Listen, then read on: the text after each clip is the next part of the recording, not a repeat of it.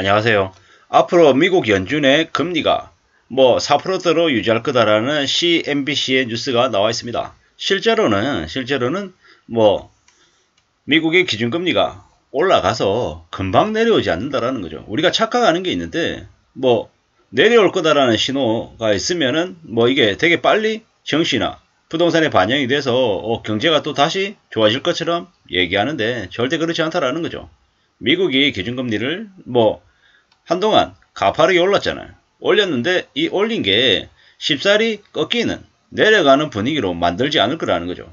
미국이 기준금리를 올해 2022년에 뭐라고 얘기합니까?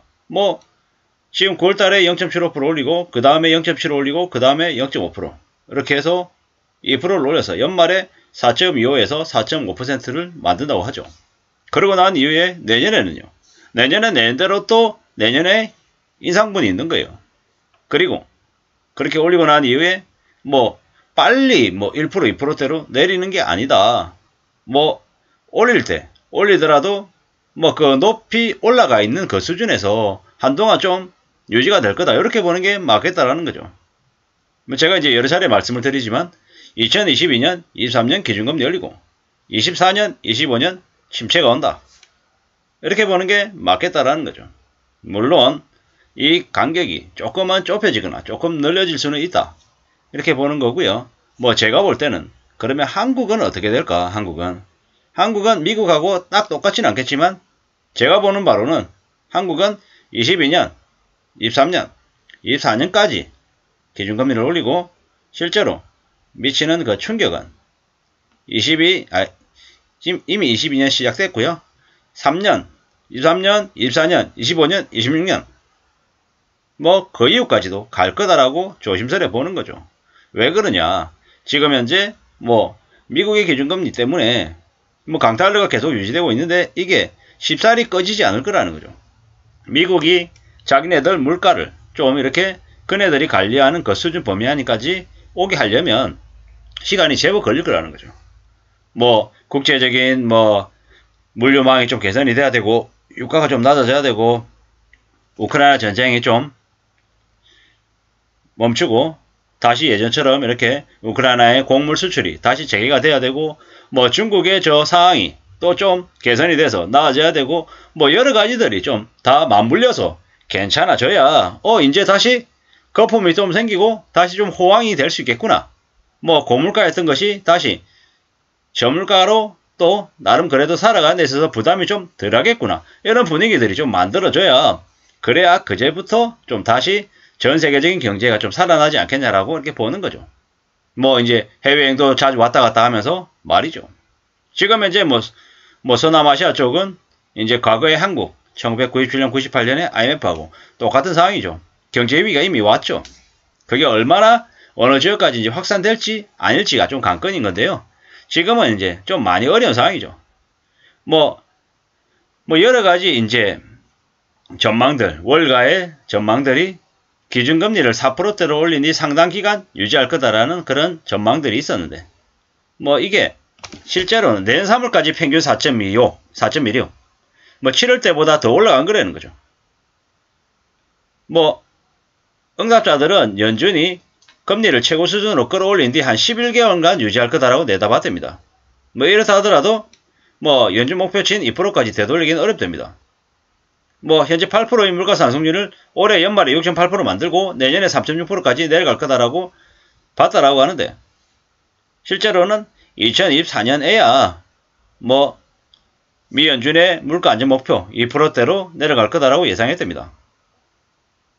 그러면 최소 미국이 기준금리를 2024년까지는 내리지 않을 거다. 이렇게 보는 게 좀 더 올바른 해석, 좀 더 제대로 된 해석이 아닐까 이렇게 생각하는 거죠. 물론 많은 전문가들은 미 연준의 과도한 긴축이 경기 침체를 일으킬 수 있다라고 봤답니다. 실제로 경기 침체가 있다 하더라도 물가를 잡는데 좀 더 주안점을 두고 있기 때문에 미 연준의 파월 의장이 금리를 안 올릴 수 없다라는 거죠. 점점 더 금리 인상이 좀 더 강해지고 있죠. 이제 결국 이번 회의에서 0.75% 올리는 확률이 84%, 1포인트 금리 인상 확률이 16%, 실제로는 0.75% 올린다라는 거죠. 이제 우리는 이제 9월 20일 새벽에 이제 이 결과를 알 수 있는 건데, 뭐 많은 생각들을 해야 되는 거죠.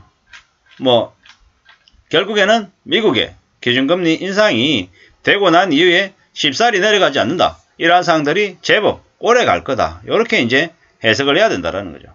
우리가 살아가는 앞으로의 삶이 좀 더 빡빡할 거다. 뭐 이렇게 또 전망하고 그에 대한 대비를 하는 것도 필요하다라는 거죠. 이제 고물가이기 때문에 뭐 반찬 더 달라 뭐 더 달라 얘기 못하는 상황이고요. 뭐 정말로 도시락을 싸서 다녀야 되나 이런 고민을 하는 게 현실적이다라는 거죠. 뭐 어디 가서 뭐 하나를 할 때 꼭 필요한 게 아니면은 좀 더 심사숙고하고 고민하고 또 지갑을 안 여는 게 현명하다라는 거죠. 미국 연준이 연말에 기준금리를 4.5%까지 간다라고 최근에 이제 얘기가 나오는데, 이게 또 이제 좀 더 지나봐야 되는 거죠. 좀 더 지나봐야 된다는 의미는 9월 21일 이제 미국이 0.75%를 올리잖아요. 곧바로 3.25가 됩니다. 그리고 난 이후에 또 소비자 물가 지수를 봐야 되죠. 소비자 물가 지수가 어떠냐에 따라서 또 똑같이 8%대이고 뭐 꺾이는 기세가 안 보이면 미국이 11월 달에도 기준금리를 0.5%가 아닌 0.75%를 또 올릴지 어떻게 하냐라는 거죠.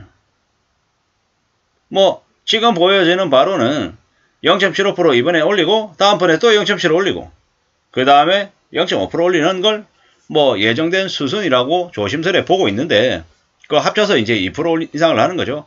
이게 2%가 될지 2.25가 될지 뭐 그래서 연말이 돼서 뭐 4.5가 될지 4.75가 될지는 뭐 시시각각 상황이 바뀌기 때문에 두고 봐야 된다는 거죠. 확실한 건 뭐다? 금리를 찔끔찔끔 올리지 않는다. 가파르게 올릴 거다라고 보는 게 맞겠다라는 거죠. 뭐 그러다 보니까는 한국은행도 지금 2.5에서 남아있는 두 번의 인상 회의 동안 0.5%씩 올려서 최소 연말에 3.5%는 만들 것 같다라고 저는 생각합니다. 뭐 내년에는요. 내년엔 또 내년만큼의 엄청난 그 인상이 또 기다리고 있죠. 물가를 잡을 수 있을까? 원달러 환율을 잡을 수 있을까? 뭐 이것들은 정책 당국, 정부 당국이 많이 고민하고 있는 부분인 거고, 우리는 삶을 계속 살아가야 되기 때문에 이 삶을 살아가면서 어떻게 움직여야 될지, 어떻게 이 쉽지 않은 상황들을 잘 좀 적응하고 헤쳐나갈지, 그에 대해서 좀 대비를 좀 잘해야 될 것 같습니다. 그게 저의 숙제이고 여러분들의 숙제, 우리들의 숙제인 것 같습니다. 아무리 우리 삶을 뭐 뒤흔들지 못하게 최소한 덜 흔들리게끔 잘 좀 관리해야 될 것 같습니다. 아무쪼록 안전해지기를, 좀 더 별일 없기를 바랄 뿐입니다. 감사합니다.